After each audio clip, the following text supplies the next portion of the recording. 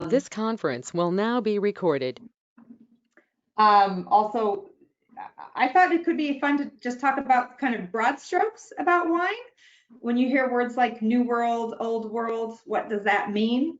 What is an Old World wine, and why is it different than a New World wine, both in terms of where they come from, but also in terms of what to look for in those wines? And then also to talk about aging wine, because there's a lot of people think that, you know, every wine, if it's older, it must be better.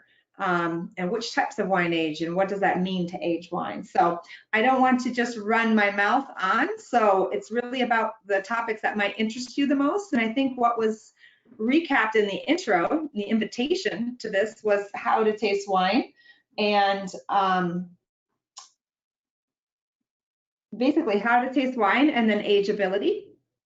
And let's see, first of all, I wanted to tell you that how to taste wine is you look at it, you smell it, you drink it, and if you like it, then it's a good wine. So that makes it pretty easy. But a good wine is actually a wine that's pleasant for you, but a wine that's balanced, so that it comes through to you not too strong, not too bitter, not too sweet, not too dry. So a balanced wine is a good wine. There are wines that are really painstakingly made, and then there are wines that are really industrially made. And even industrial wines can be very well made. They just maybe don't have as much character, and they might not be as interesting in some ways. And sometimes we taste the wine and it might not be even very good, but we say, oh, that's interesting. That's really distinctive. And it might be that it's just not so great, you know? So whatever wine you like is a good wine. And that's what I wanted. One of the main points I want to get across to people is that wine is very much like food or like music. It's very subjective. So, and you might not always want to hear the same song. You might want to listen to, like, you know, rock music on Friday night, and you might want to listen to classical music on Tuesday afternoon. So that's the wine that's right for you at that time. And I can't say because you're listening to rock music on Friday night that you're listening to bad music. That's the music you like. So that's, you know, you're going to listen to what you like. You're going to drink what you like. And I think people are sometimes ashamed to say, oh, the wine I like is sweet wine, or, oh, I only like sparkling blue wine, or, you know, there's all sorts of crazy things out there, but you don't ever have to apologize for that, for the wine you like. There are classic, sort of classic styles and classic meals that they go with, or occasions that those wines go with. And that's always interesting to try to experience those things. And sometimes that's more of an acquired taste over time. And if you guys joined a wine chat tonight, I'm sure you do have an acquired taste for, let's say, dry, restrained, classically styled wines. And Marta and I, we work at L'École number 41, and all of our wines are dry table wines, classically styled table wines. We don't have dessert wines or sparkling wines. We have red and white and one rosé, but all dry wines. And we in Washington, generally, Washington is going for more of a restraint style, and what some people call even an old world style. So that kind of opens up the question of what is old world? What is old world versus new world? And I want to get into that because I think that's kind of interesting. Am I moving too fast or just chewing your ear off too much, or are we all okay? I'm keeping an eye on chat, so if anybody has a question, go ahead and pop that in there. But Constance, yeah. I'm just going to interrupt. I'm going to put a question in the chat asking everybody what wine they're drinking. Oh, cool. Thank you. That would be very interesting. And then I'll say what I'm drinking too. While we're collecting that information, I'll let you guys know how I got into wine. I've been in wine for 25 years now in the wine industry. I got my first real job when I was 23 was at the company, at this importer named Co-Brand Corporation, where I worked for 23 years. And when I hit 46, I thought, oh my God, I've been in this company half my life. Time to maybe do something new. But that company, Co-Brand Corporation, happens to be right next to Manhattanville. Do you guys know the center at Purchase, right across the street? There's the MasterCard, the center, the Manhattanville College. Co-Brand is in the center at Purchase. So I did my master's. It was super easy. I was right across the street, basically, to dash over to my classes. So let's see here. Fuerza de la Tierra from La Mancha, nice white. Lobici Rosato, Rosé. This is fun. Cocoa Bot Dark, easy to open quickly. Lake Cold Chardonnay, yay. Marilee, yay. Cab from Sheila. Catherine. Catherine's she's a designated driver at the moment for us. Polly's drinking Lake Cold Merlot. I'm drinking Merlot. I'm drinking our Cabernet Franc Merlot, Merlot Cabernet Franc. We call it Estate Right Bank, and it's a blend from our estate vineyard. But I also have our Syrah here, so I'm ready for a second glass if we really get rolling. Oh yeah, yeah. I suppose the center at Purchase was built sometime in the past 20 years.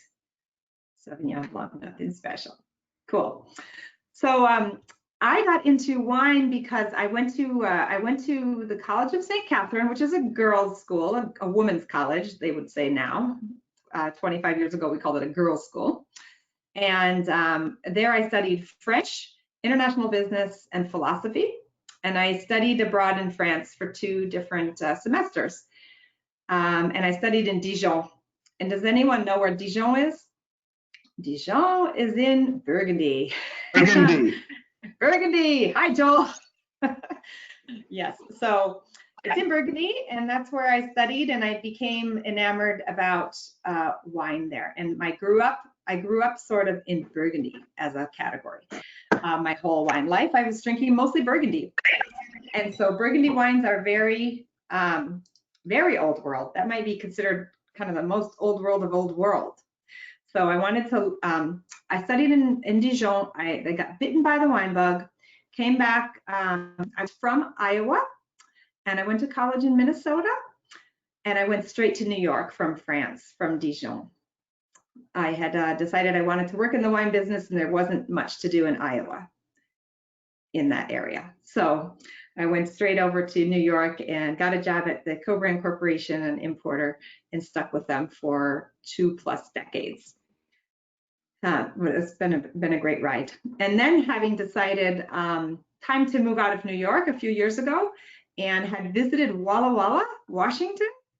Since 2012, I had visited it 3 or 4 times over the years because I was working as a supplier relations director, so dealing with wineries. And I was sourcing a new winery for our portfolio and had visited Lake Cold Number 41 along with 15, 16 other wineries out here in Washington. But Walla Walla is just a very special place. And you guys, have you heard of Walla Walla? You might have heard of the Onions. Polly's heard of it. Polly lived here, I think. Yes? Yes. Oh Yes. my goodness. It is an awesome place. I like to tell people, so it's a town of about 30,000 people, about 3.5 hours from everywhere. And we have 120 wineries, 4 cannabis dispensaries, 3 distilleries, and about 3 breweries, and 30,000 people. So we keep ourselves quite entertained over here. And we have beautiful restaurants, some special places to stay, very beautiful guest houses and hotels, and some very beautiful restaurants. So it's like an oasis. It's quite isolated, and we're in a valley. And it takes you 4.5 hours to get to Seattle, 3.5, 4 hours to get to Portland, 3 hours to get to Spokane. But otherwise, we're kind of just out here enjoying ourselves. But you should visit Walla Walla, Washington, please. Please put it on your list. Let's see, going back to Old World, New World, if that's of interest to anyone. So Old World wines are European wines, to make a long and short of it. So long and short of it, European wines, we consider them Old World. And then everything else, South America, South Africa, New Zealand, Australia, and America, and Canada, are considered New World. And the main distinction in New World wines is that we refer to them by the grape variety, by what type of grape is in there. So we're drinking a Merlot, we're drinking a Sauvignon Blanc from New Zealand, we're drinking a Chenin Blanc from South Africa, we're drinking a Malbec from Argentina, blah, blah, blah, blah, blah. Old World, they're drinking a Vin Romanée, a Pauillac, and those have grapes in them like Pinot Noir and Cabernet, but they're named after the region they're from. And those regions are very strict because they've learned about how to make their best wine over the course of centuries. So then they've sort of made official some of the ways of making wine. So if you're in Pauillac making wine, you can only use 4 or 5 varietals, and they have a date that they say, okay, time to pick grapes, bon de venage, time to pick grapes, everyone picks. Here in Walla Walla, you pick when you want to pick. You make what you want to make. If you can make a market for it, all the better. But it's very much more restricted Old World, because they want it that when you pick up a bottle of a Village Burgundy, that it's going to taste like what you expect it to taste like. It's going to be made out of 100% Pinot Noir, et cetera, et cetera. So aside from the sort of naming convention and the way, the restrictiveness of wine growing, people generally think of Old World wines as 2 things: more crisp and sort of acidic and maybe even fresh seeming, and more minerally or earthy. And then they think of New World wines as more fruit forward, more ripe, let's say, usually. So that's another kind of general rule of thumb between Old World, New World. People say, and here in Washington, we believe that Washington is sort of a perfect blend of Old and New Worlds. So we have a lot of minerality in our wines, and we have a lot of freshness, because here in Eastern Washington, we live in a desert here. You think of Washington State, you think of Seattle, and you think of lush green forests, like wet and depressing and cloudy. But out here east of the Cascade Mountains, it's actually a high desert, like you would think of in Utah or something like that. And we have extremely sunny. We get 8 inches of rain in the whole year. And it's dry and windy, and it's cold because of that desert effect. We get cold nights. We can get 106 in the day and down to 63 at night, and very dry. So that brings a lot of freshness, retention of aromatics, but retention of acid. So we always have the ripe fruit, but then we also have this sort of freshness and the minerality. So Washington State, Eastern Washington, which is the big region where all the wine is coming from, and Walla Walla, a smaller sub-region, are very a nice kind of cutting down the middle between Old and New World. Does that make sense to you guys? So we're in a beautiful place here. So you should be thinking of your next visit, and eventually I'll talk Polly into retiring out here. If I may just add something on one of the main differences between Old World wines and New World wines is that there are countries like Portugal, where I'm from, or Italy, that they have a lot of native grapes. So there are grapes that are not planted anywhere else. And the New World tend to grab the grapes that are internationally known, like the Chardonnays, the Cabernet Sauvignons, the Pinot Noirs, and the Malbecs, and plant them. So there are Old World wines, just with brands that they don't even have the descriptive of the blend that is in the bottle, and it's all native grapes. You cannot even, some of them cannot even pronounce them, like in the case especially the Portugal ones. Yeah, exactly. And so you have a completely different flavor profile, because those grapes are different, and obviously the soil is different, the climate, the weather is different, but mainly because of the grape varietals are different. Yeah, well, a lot of the wine made in the New World is based on French grapes. So, France is sort of the heart of the global wine production in a way. And like Marta said, in Portugal, in Spain, in Italy, they have a ton of indigenous grape varieties that you may not otherwise come across. Vernaccia in Italy, like you're not going to find a Californian Vernaccia. Maybe you will, you never know.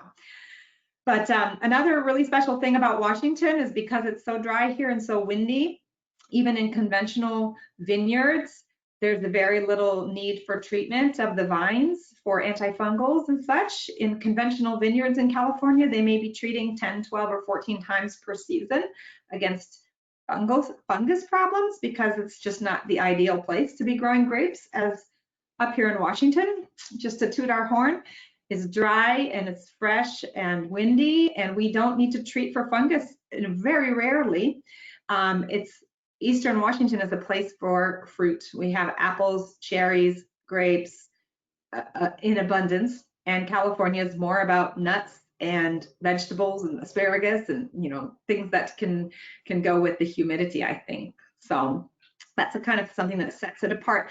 And that's one of the reasons why Washington is sometimes less expensive than California, aside from not having the Napa name or badge that gets the extra dollars.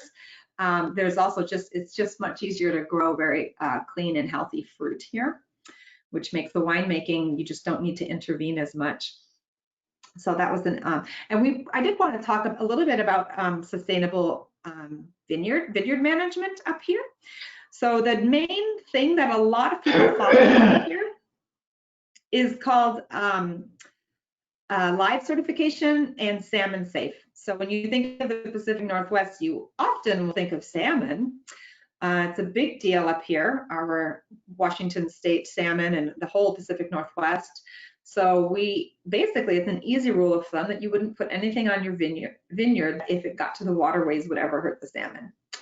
And Walla Walla means many waters, or it means water in this Chinook indigenous language. And it's because there are so many creeks running through our valley that wherever you are, if you're dumping something on the ground, it's going to get into the creeks and get into the Columbia River, which is our big grand river out here that we have to do well to protect. And that runs right out through the northern border of Oregon and out to the Atlantic here. Let's see, what else I wanted to say was about the wine culture in America. It's good, number one, rule of thumb, if you know what you like, you're already way ahead of, like, a lot of people feel like they just don't know what they like, or they're afraid to admit to themselves even what they like. If you know what you like, you're way ahead. But where Marta's from, for example, in Portugal or in Spain, in Italy, in France, many of the wine producers there have been producing wine for 11 generations or 14 generations, you know, since the 1400s, or, you know, it's just insanely deep roots in the wine culture there. And what I should tell you about American wine culture is that most wineries are only in their second or third generation at best. And there's so many new wineries every year. And in my previous capacity at an importer, I worked with, you know, 50 different wine and spirits producers, and about 10 of them here in the US.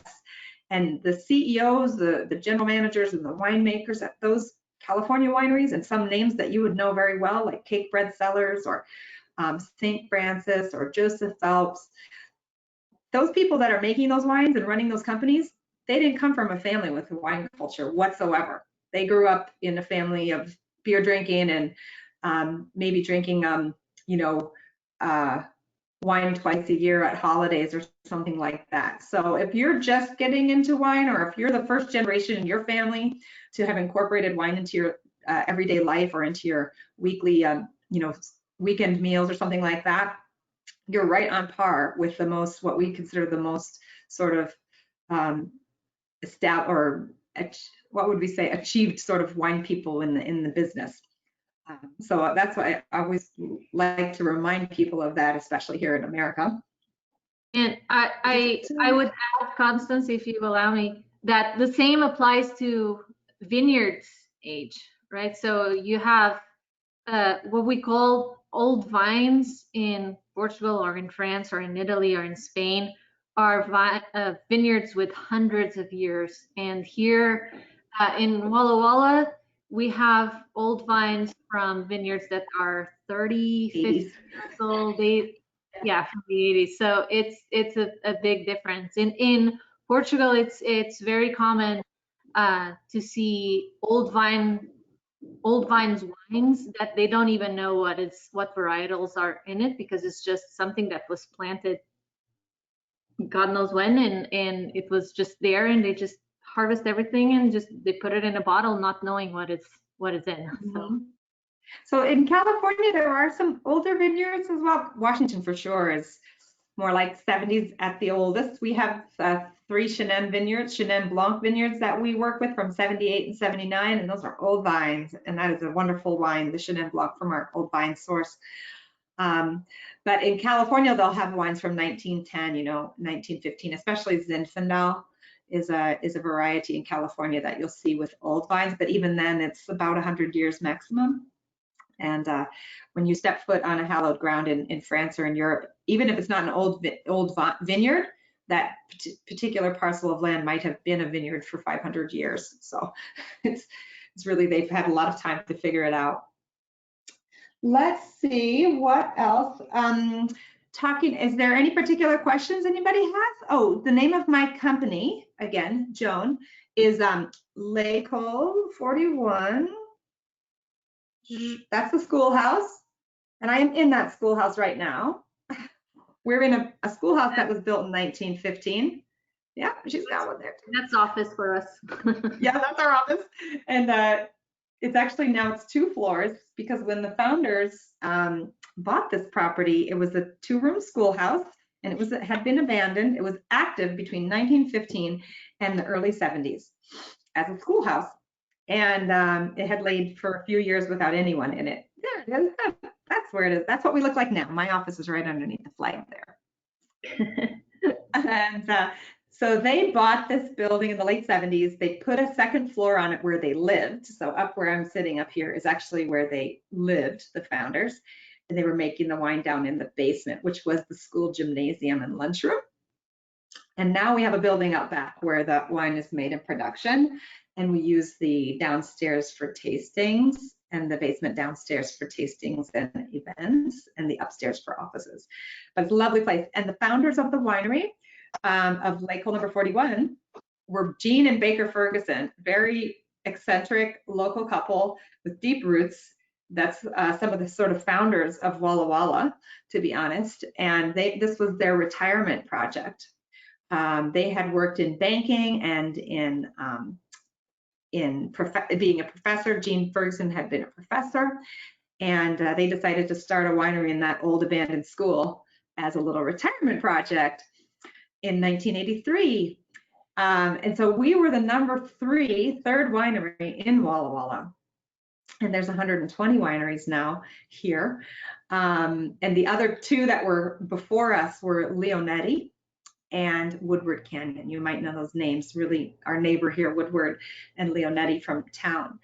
But of Washington State, last October in Washington State, the state surpassed 1,000 wineries, and L'École was number 20 in the state, having been established. So one of the old and established and known wineries up here. Well, from 83 to 89, they were making the wine, and they were dragging their daughter back up from San Francisco with her then husband, Marty, well, with her new husband, Marty Club. So Megan and Marty were coming up from their finance jobs in San Francisco to help out with harvest. And they had met at MIT, Marty and Megan. Marty's from Texas, Megan's from here.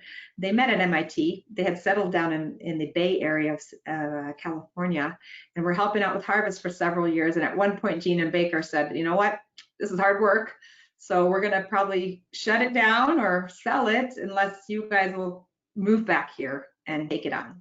So Marty and Megan gave up their life in San Francisco, moved back to Walla Walla, and Marty took the reins and made it like turned it from a mom and pop to a real business, and really brought it to new heights in terms of presence in the market and branding.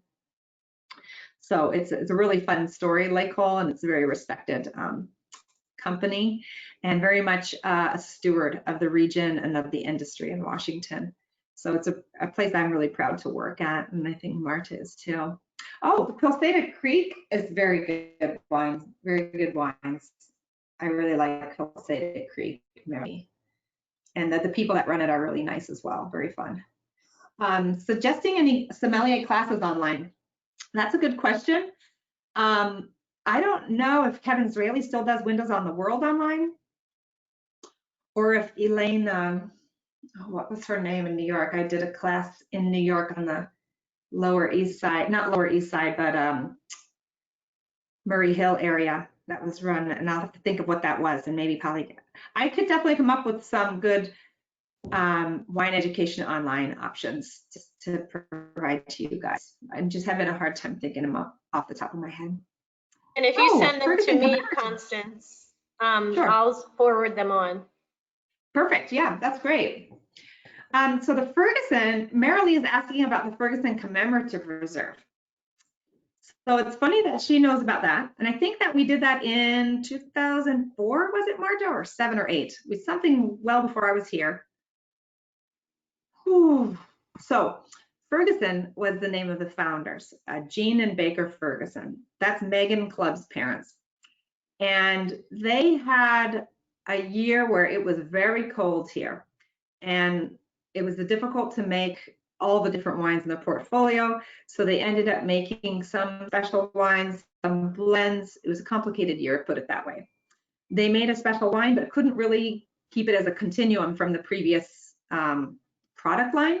So they named it a Ferguson Commemorative Reserve. And so that was just put away, one vintage, put away on the shelf, very special wine. I had it over at Marty's house, and it still tastes great. And I think it must be, it's either 04 or 07.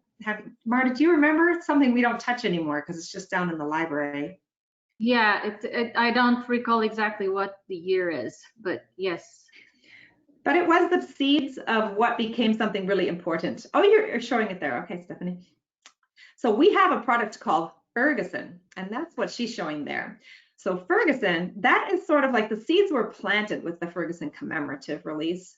And then Marty selected a piece of land at the top of a ridge in volcanic basalt, fractured basalt at 1,450 feet, and named that vineyard Ferguson, and planted that vineyard in 2008 and 9.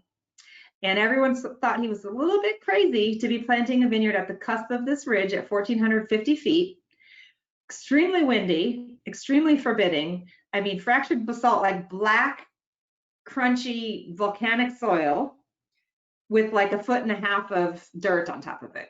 So you go down 1.5 feet and then it's just stones for like 12,000 feet because of the amount of basically magma flow that had been going on here. I mean, Washington is extremely fascinating geologically, extremely fascinating. We could talk about that for a whole hour. But there's a lot of basalt underneath all of Eastern Washington, and over on that ridge, it's right up at the surface. So he had to work for several years to get enough organic matter into the soil for vines to even take any root. So he was planting chickpeas and tilling them back in, planting, I forget what, there were several different crops in succession that they just grew them and tilled them back in, grew them, tilled them back in, trying to get some organic matter in there so that the vines would be able to survive. And then he planted it in 08 and 09 and named the vineyard Ferguson. And the first, you don't usually make wine out of the first leaf or the second leaf, not really even the third leaf, because the vine is still getting to know what it's doing, and the crop might not ripen, it might be too green. People just let the vine catch its breath for a few years before you harvest it and make wine. But in 2011, he did go ahead and make a blend, and it was the first vintage of what we call Ferguson Estate. It's a Bordeaux blend, so it's a Cabernet, Merlot, Cabernet Franc, Malbec, and Petit Verdot. Sometimes it has Petit Verdot, sometimes not. That year it didn't. And that 2011 was sort of the first wine made off the vineyard, and it was from the third leaf. And so no one expected too much from it, but they thought it was pretty good. I wish I had been here then, because it must have been a special moment to taste Ferguson at that point and be like, wow, something's good there. That's been worth the time and effort to put the vines in the ground there. Well, Kim, the national sales manager, decided this wine's really good and I want to submit it to an international trophy competition in London from Decanter magazine. And Marty thought, oh, it's third leaf. We don't quite know, maybe not. She did it anyways. Kim did it anyways. And Marty got a call that he should probably come to London for the award. So he thought, wow, I must have gotten like some sort of a medal for Ferguson's or for another wine maybe that we submitted. Who knows? And then he went there and it won the American Best Bordeaux Blend. And then it won the global Best Bordeaux Blend over 15 pounds. So that includes all of Bordeaux as well.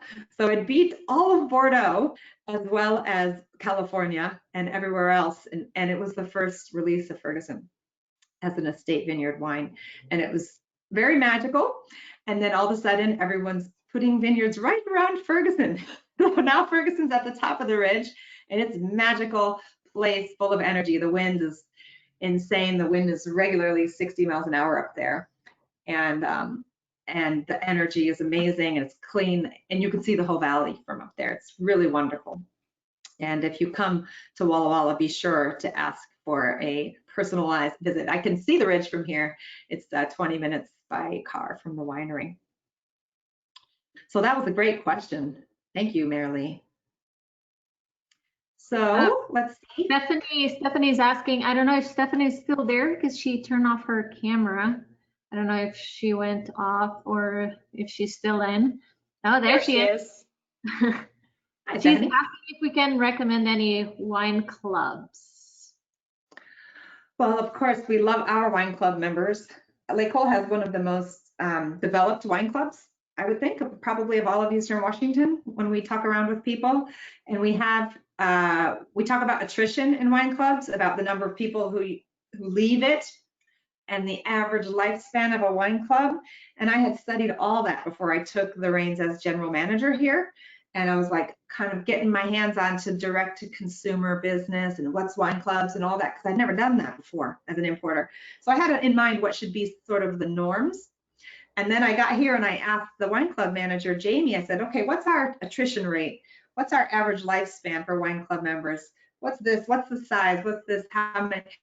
And Lake Cole blew everything out of the water above the norms. So people, our wine club members are a big family and a happy family.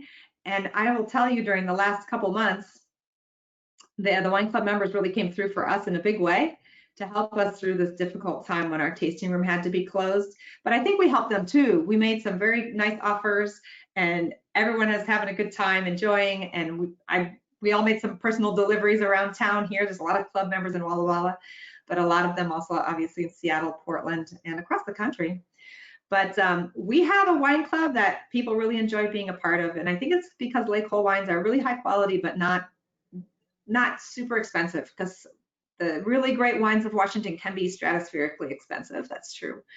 And we think we have super world-class wines, but it probably emanates from our owner and managing winemaker, Marty. He's a very humble guy. And he always says he wants to make wines that people will drink. It's not about collecting. It's not about holding on to them and showing them off. It's about, okay, I paid $54 for that. I can drink it and still feel good about it. It's definitely worth that. It doesn't need to be $95 or something like that to be excellent. So our least expensive wine is $15. So we have some white wines at $15 that are very distinctive, and I mean distinctive in a good way, not distinctive in a that's distinctive in a good way. Made of Semillon, which is a grape from Bordeaux, made of Chenin Blanc, which is a grape from the Loire Valley in France. So these are made in really classic French style, both of them, but still have the ripeness and intensity of New World. So yeah, Joel, you're right about that, and I think Marta confirmed that too. Like I had said, New World is more fruit forward. Yep, and Old World more earthy, dusty, and I don't know about softer, because Old World wines definitely soften up when they age, but they can be tannic and can be kind of astringent sometimes to people. So softer is. When you compare them to California Cabernet, for example, like blends from Napa Valley, they are a lot, like you take Bordeaux, they are a lot softer, and they have the tendency to age, and they're very, very complex, but they're not that big, dry finish that you usually find in California. That's my personal opinion. Okay. In like Bordeaux wine, for example, versus California. And I think Walla Walla kind of falls in between there. One thing I do notice about most Washington wines is they don't have that super vanilla chocolate chip flavor. That sometimes you'll get that sort of chocolate chip cookie in the glass from some California red blends. I think we end up retaining more acidity here. And so we end up with more of a fresh, bright. So a wine is big, powerful, even structured, but then it's still bright and still lifted and still refreshing to drink. Ferguson is a perfect example of that. It's a very refreshing wine, even if it's a giant monster of a wine in a way. Actually, I've always enjoyed Washington wines, and I think because of the latitude, the north latitude, it has a lot more, much cooler climate, not as hot, so the sugars don't develop as much as well, and you have complexity in the grapes as opposed to California. Yeah, so two things about our latitude. Our latitude here on the sort of eastern Washington falls right between Burgundy and Bordeaux, right down, cuts right down between those two regions of France. And we are so northern here versus California. They're on the same latitude as Algeria or something in California and Morocco. So where we fall, we get such long days in the summer. And when you think of photosynthesis, which is what the plant does when it ripens fruit, it is about light. It's not actually about heat, it's about light. So we have these long days. The sun's coming up at like 4:20 here these days, almost 4:30. You can start to see light. And it stays in the summer, in June, it'll be light until 10:30 at night.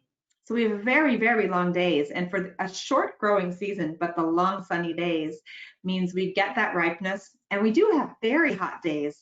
On the contrary, we have, we'll have a spell of 104 to 110 degrees for a couple days, but we have those cool nights, Joel. That's where the retention of the grapes get a break.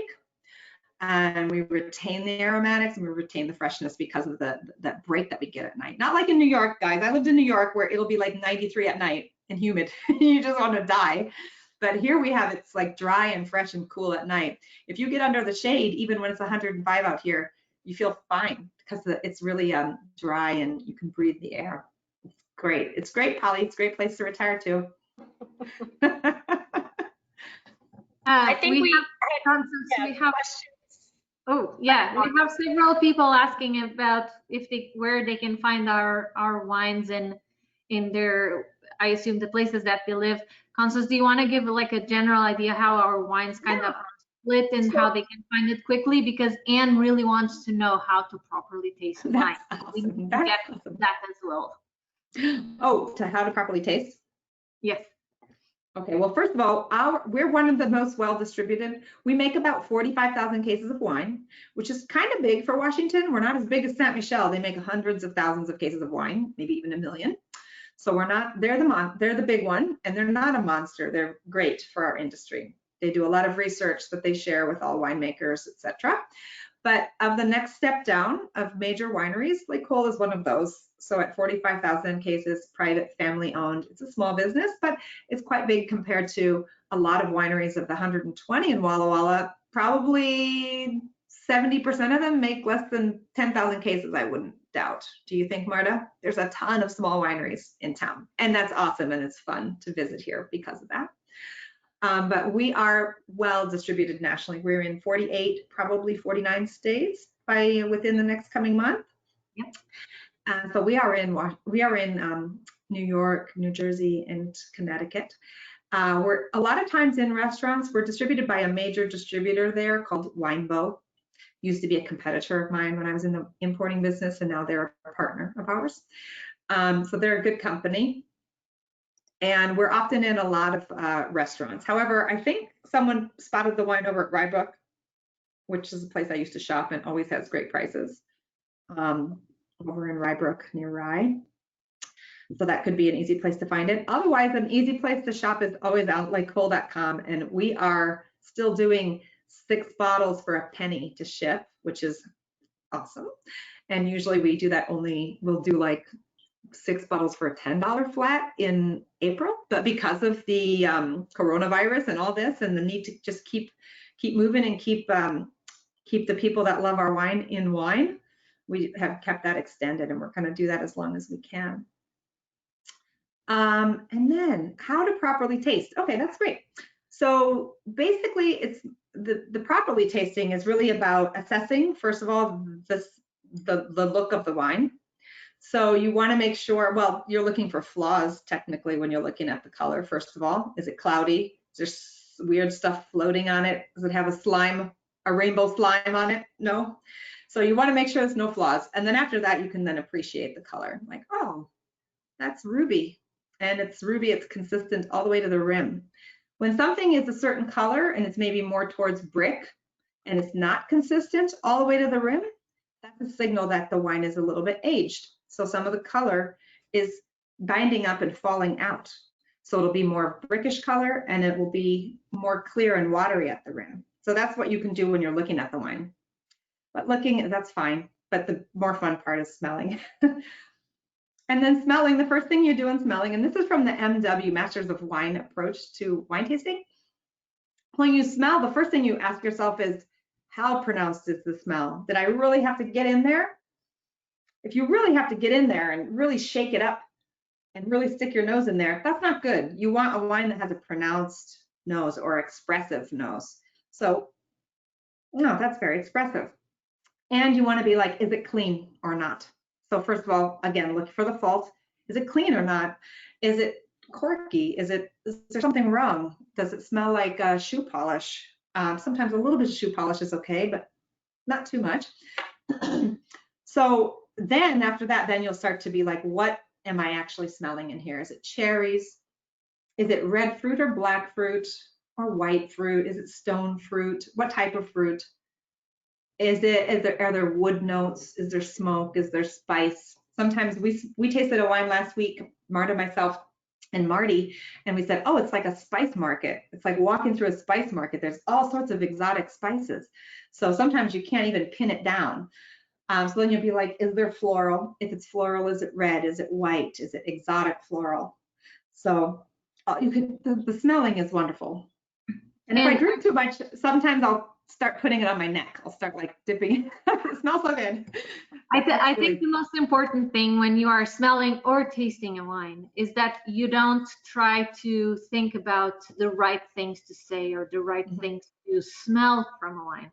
Because smelling a wine or tasting wine has a lot to do with your own personal experience. And every time I'm pouring at an event or helping out in the tasting room, I usually tell this story. I have a friend, she grew up in a cocoa farm in Brazil, and she has an extraordinary palate. And when we go wine tasting together, she always comes up with the weirdest things in the world, like, oh, this tastes like the cocoa green when it's coming, when you pick it out of, or all random exotic fruits that I have never tasted in my life.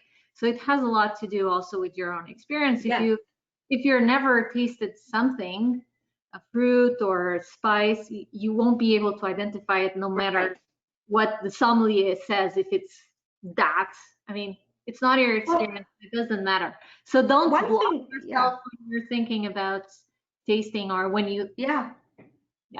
And just name it for what you smell. If you smell it and it smells like tinned pears, say it smells like tinned pears, or it smells like wet ashtray. Like it smells like whatever it smells like, but it's helpful to yourself just to name it. And it's also helpful to go smelling the end of the cantaloupe before you open it and smell, when you open the bag of arugula, smell it and be like, fresh arugula, that's what that smells like. Now I might smell that in a Cabernet Franc or something like that. So just to become more attentive over time, and it just opens up and makes the world more interesting probably.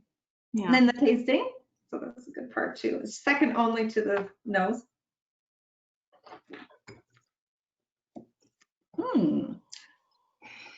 There's so much to get in the, mainly in terms of flavors in the mouth, you're looking for confirmation of what you smell. A good wine should taste like what it smelled like, generally. But you're looking for the body then. Did it finish dry or sour? Did it feel balanced? Is it fresh? Is it heavy? Sometimes you can taste the wine and it just tastes flat, like almost oily.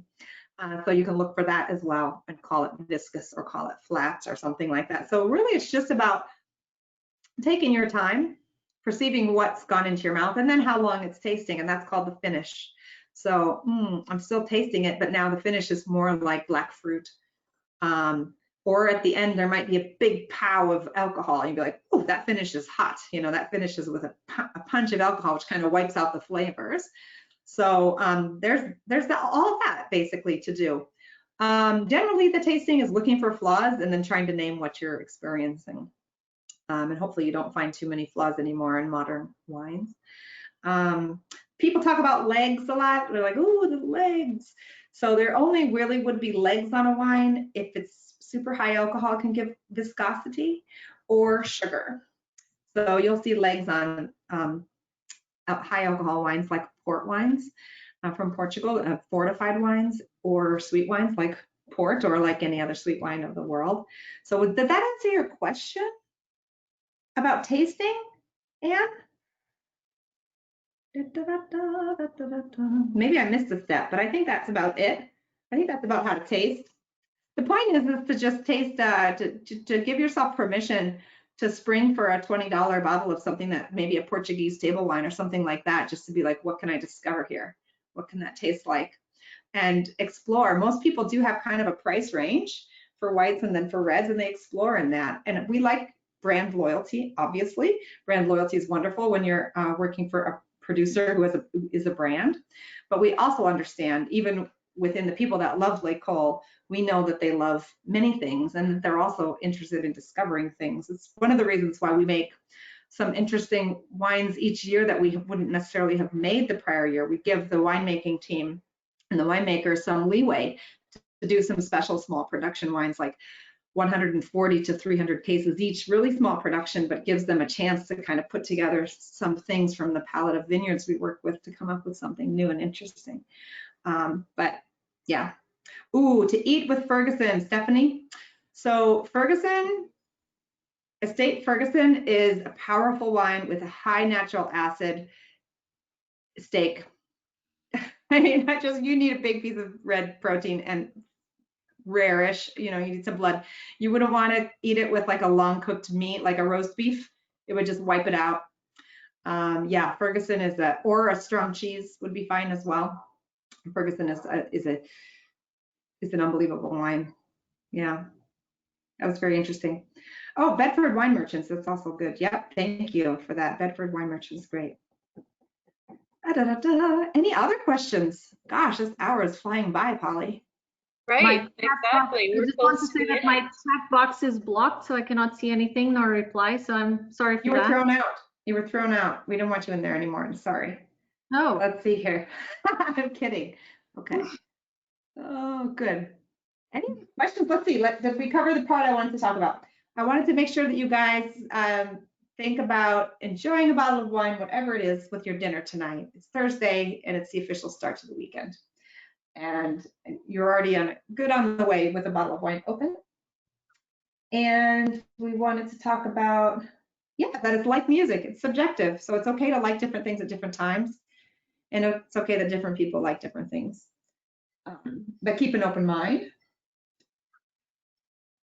Let's see here. Oh, aging wine. I wanted to talk about that. I have a couple minutes left. So about aging wine. I think the most magical experiences you could ever have with wine is when you open a wine that has been aged.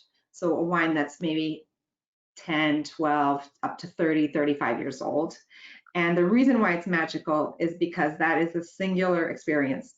Whereas right now, if I open the Estate Syrah and Marta had the Estate Syrah and we were both drinking the current vintage, we would very likely be drinking the same wine, hopefully. I mean, we want all of our wines to taste exactly the same when they are the same product coming off the bottling line. But in 10 years, if she would be back in Portugal and have that bottle, and if I happened to be out in New York and open that from a restaurant who had it on their list, and she had it out on a patio in a veranda someplace, and I had it here or there, those wines are going to taste different. They will have evolved differently because of their path through life, because of where we're drinking them, because of what you're drinking them with. It's really, you get to have a super unique experience because you had the patience or the fortune to come across an aged bottle or to hold on to a bottle. So my husband and I, we only buy cases of wine when we like them. We buy 6 or 12 bottles and then we drink them over a course of many years. And a fun way to discover how a wine might age is to open a bottle that's new, just released, and drink it over 3 or 4 or 5 days. And it's kind of an accelerated version of aging. It'll start to show different things on day 3, day 4.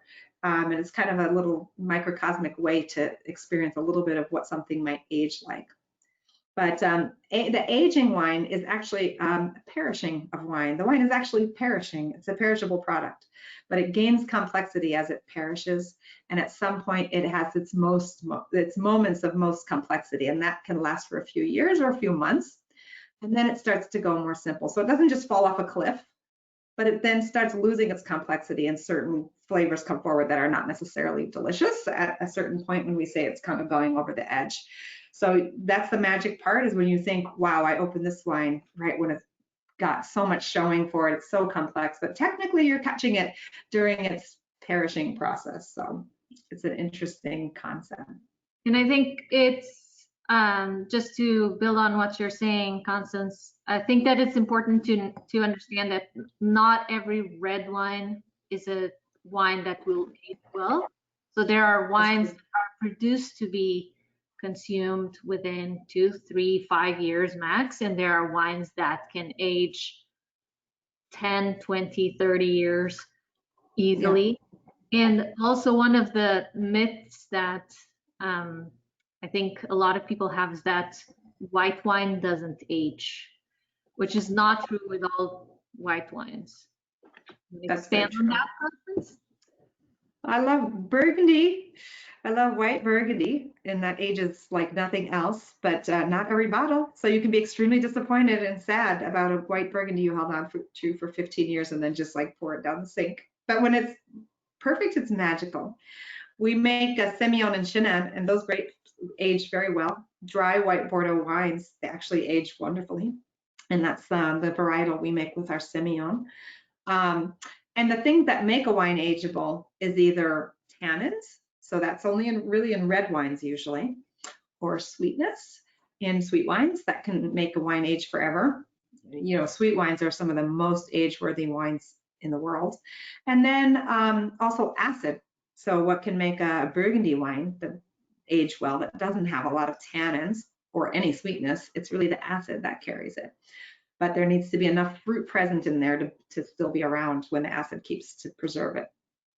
So there's different things that can age different wines. But some wines are not built to age. It's true. They're kind of constructed. They're put together. They will do, you know, oxygenation to make them really lush and easy and chocolate chip cookie in the mouth. And they just will not. And you could experience that by having it open for 3 days, and by the 3rd day it's undrinkable. Then you know that wine's wouldn't have been ageable.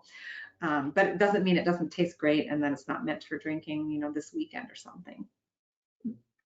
Constance, this is Polly. What's the best way to tell if you should age it versus you should drink it sooner than later?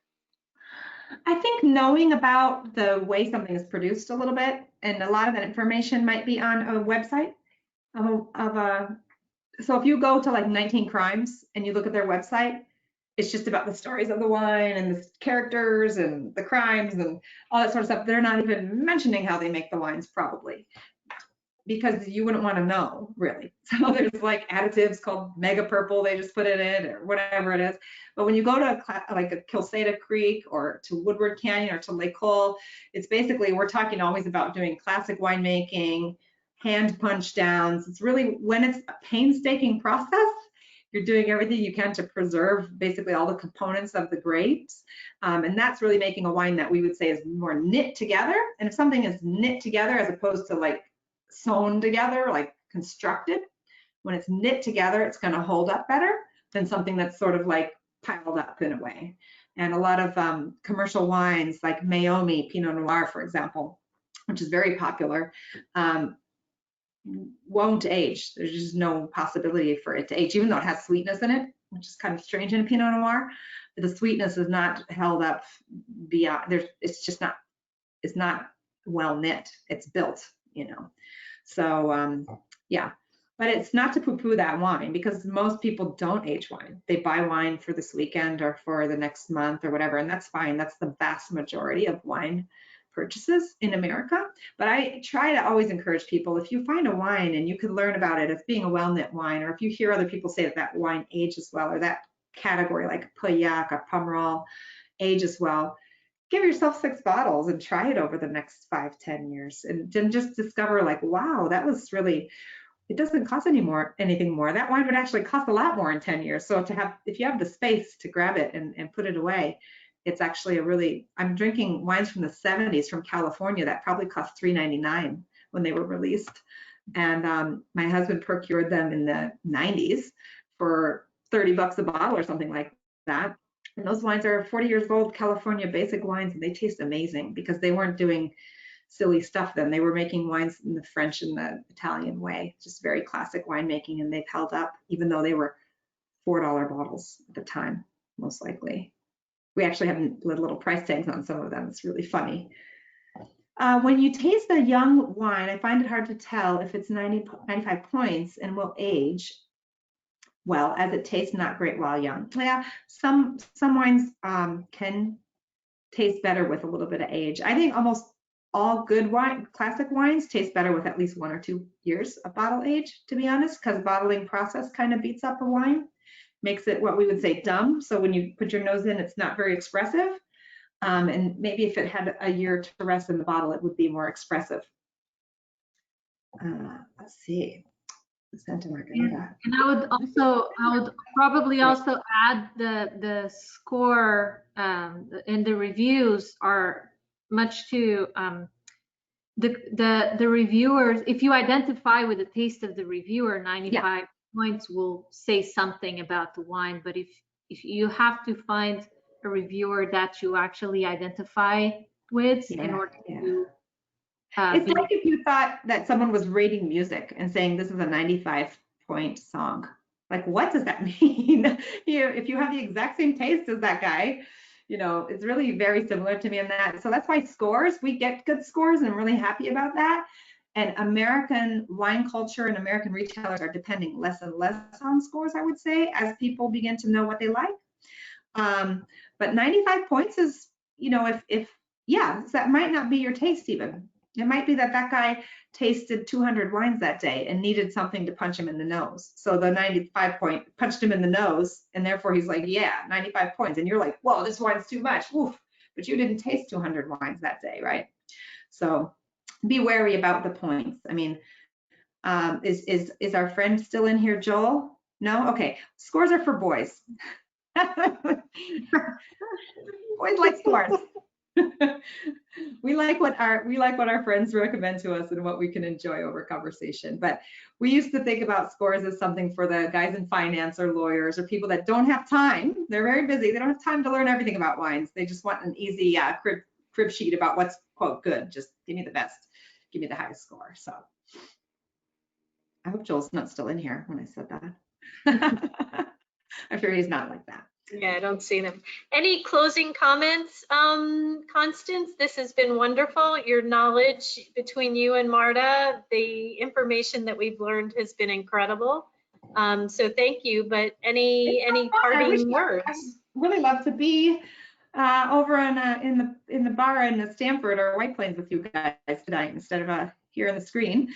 But it's so awesome that you all chose to spend an hour with us tonight. Thank you so much for that. And we really do hope that you find your way out west, and Seattle's a fun place to go to usually, and then you can make a quick side trip out to Walla Walla and visit us and visit a lot of these fun wineries out here. We'd love to welcome you.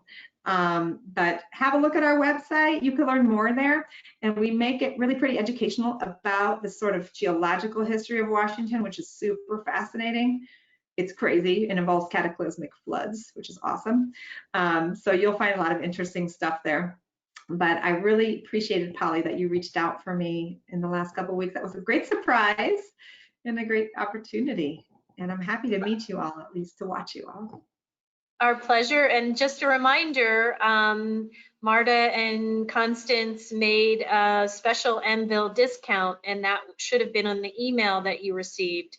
So, feel free to take advantage of that, give them a call, ask them for suggestions. I'm sure they'd be happy to help.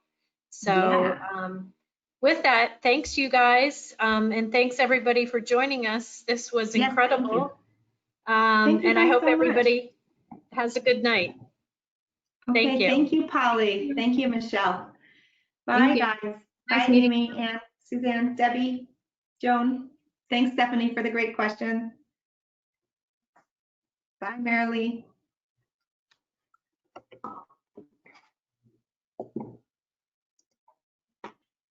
Thank you, guys. Bye, Carol. So glad Carol's gonna give it a try. Thank you, Carol. With my Scafati, I understand why you drink Italian. Carol, you're on mute. Can you unmute yourself? Hello. There you go. I told her that your family made wine. Is that correct? Oh, absolutely. It's in the Bronx yeah, because my grandparents were immigrants and that was what you did. You made wine in the basement. And, you know, like I remember we moved to the suburbs and everybody was going nuts about, oh, I'm going to be 18, I can drink. And I'm thinking, oh, I've been drinking forever. Drinking since I was 13. Yeah. You went from the breasts to wine. Yeah, absolutely. That's awesome, Carol. I'm so glad that you'll think about Washington wine, but I love Italian wine. I love the earthiness and like that acidity and sort of freshness on the finish of Italian wines is very remarkable. I think some Washington wines have that as well. I spent a week in a vineyard in the Chianti, which was, nice. and it was totally organic. They had a horse and a donkey to do plowing and weeding. They didn't produce enough to export. It was just it was strictly a local wine, but it had originally been a monastery, and that was what was magic. But now it was a place to stay, and it was just an amazing experience. That's awesome. Well, Chianti is just so, you can't believe it's like a postcard. You're like, is this real? Like the little hills, the little cypress, and you're like, oh, we were at the top of a hill, and in the morning you looked out over the hills of the Chianti. It was just amazing. It's beautiful. And, but every time I go to Italy, I find myself in a vineyard. Whether it's in well, there's vineyards. It's like the one country that there's literally wine in every region. It's not even like that in France. You know, in northern France near Belgium, there's not wine, but in every region of Italy, there's wine. It's unbelievable and different for every region too. So that it makes it so fun. So the thing is, the French did teach the Italians how to make wine. The Italians taught the French how to cook. Yeah. But the French taught the Italians how to make wine. A lot of Italian winemakers do have actually went and studied in Bordeaux, even if they're multi-generational. They use pépinists, like people like viticulturalists that come down consulting from France. There's a big connection. Yeah, a big connection there. And Constance, there are some old vineyards, I thought, in Walla Walla that were brought by Italian immigrants in the 1800s. There are. I don't know. Yeah, so the Locati Okay. family, Locati family is an Italian family here, and they were one of the founding frontier families as well, and they were growing wine, and they make wine still. I don't know that the specific vineyard plots that we have, Right. you know, on 120-year-old vineyard plots, no, but the Locati family has some of the deepest wine growing roots in this town, and Locati lives right across the street from me. And they're really beautiful people and Italian, you know, immigrants, frontier people. It's really cool. But, you know, Washington itself really didn't get on the map for winemaking until the 70s. And even then it wasn't really on the map, you know, it was just starting to get out of the gates a little bit. And California had the mission history, the history of the missions that went through California. You know, Sonoma was a wine growing place in the 19th century because of the missions, and they didn't get wiped out during the Prohibition because of the sacramental wine. So Washington was nowhere anybody thought of. And actually, Washington was thought of as to be too cold for growing any red grapes for sure, which is so ironic because we're known for Syrah and Cab now, but it was thought to be too cold for it just because of that high latitude. But it's very cool that we grow our grapes on our own vine stock here, on our own roots, whereas in California, it's all grafted because they have a phylloxera, and we have the sandy soil. Phylloxera doesn't do well. So if we do have a frozen year where the vines freeze and they snap, we can just cut them off at the trunk and they just grow and you just train the next shoots. Whereas in California, if they have a freeze on the graft, they're in trouble and it costs a lot. To plant a vineyard on grafted rootstock costs a lot. Here, we can stick the sticks in the ground and just go. So there's a lot of reasons why Washington, people might perceive it's not as good because it's cheaper, but we just have it much easier here for making wine. So it was a discovery for me too, Carol. Having started to learn about that in 2012, but then really getting to know it since 2018 being here, like, wow, this is really a better place to grow wine than pretty much anywhere in the United States for sure. Yeah, I'm definitely going to give it more of a try. Awesome. Awesome. Well, great. This was just incredible. And, you know, as I said, if you're next time you're in New York, we'll have to figure out a way to have you on campus for an Yes. actual tasting. That'd be awesome. Wonderful. We would be hanging out together in the same room. That'd be fun. Exactly. We're time for it. Okay, guys. Exactly. Okay. Well, have a good Thanks, night, Holly. everybody. Thanks, Michelle. You have a great night. Okay. Take care. Bye, Bye-bye. Carol. Bye. Good to see night. you, Carol. Yeah, same here. Take care.